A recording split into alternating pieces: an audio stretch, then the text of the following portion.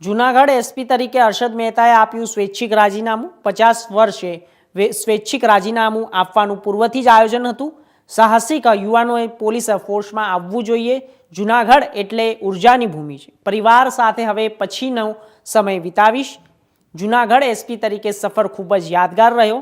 જૂનાગઢના ઇન્ચાર્જ એસપીનો ચાર્જ પોરબંદર એસપીને સોંપાયો।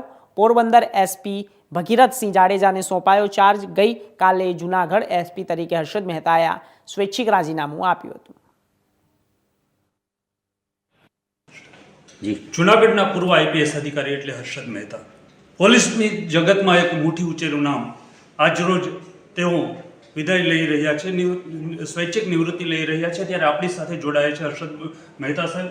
સાહેબ, અચાનક આ નિર્ણય આપનો વિદાય માટેનો? બિલકુલ અચાનક નથી। આ 2010માં લેવાયેલો મારો નિર્ણય આજે અમલમાં આવ્યો છે। મારી સાથેના મારા કરાઈના જે બેચમેટ્સ છે એ બધાને ખ્યાલ હતો, મારા પરિવારને પણ ખ્યાલ હતો। આ એક વહીવટી પ્રક્રિયા છે કે જે મારા નિર્ણય માન્ય સરકારશ્રીને મેં સપ્ટેમ્બરમાં વિનંતી કરેલી અને મારી આ વિનંતીને હકારાત્મક અભિગમથી સરકારશ્રીએ માન્ય રાખી।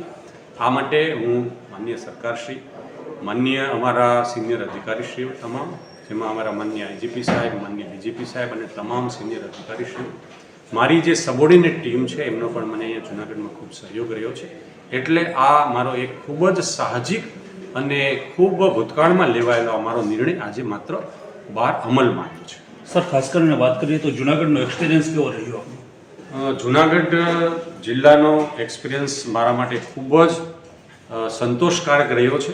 1.5 વર્ષના કાર્યકાળમાં પ્રજાની જે સુરક્ષા અને શાંતિની જે અપેક્ષાઓ છે એને મહદઅંશે પૂરી કરવાની મેં જે પ્રયાસ કર્યો છે એ પ્રયાસમાં મને મારા સિનિયર અધિકારીશ્રીઓ હોય, માન્ય સરકારશ્રી હોય કે પછી મારી ટીમ હોય, એમની સાથે તાલમેલ મિલાવીને આ જૂનાગઢ જિલ્લાના રાજકીય આગેવાનો હોય, સામાજિક આગેવાન હોય, અહીંના ધાર્મિક વડાઓ હોય કે પછી અલગ અલગ જ્ઞાતિના આગેવાન હોય, અલગ અલગ ધર્મના લોકો હોય, તમામ સાથે અહીંના પત્રકાર જગત સાથે ખૂબ જ તાલમેલ સાથે પ્રજાના પ્રશ્નો જેટલા મારા સમક્ષ આવ્યા એ સંપૂર્ણ એમનો યોગ્ય રીતે હકારાત્મક એમને નિકાલ કરવા માટેના પ્રયાસમાં મને ખૂબ રીતે સંતોષકારક આ અનુભવ થયો છે। સર, ખાસ કરીને વાત કરીએ તો યુવાઓને શું સંદેશ છે? એ લોકો પોલીસ જોઈન કરવા માગે છે?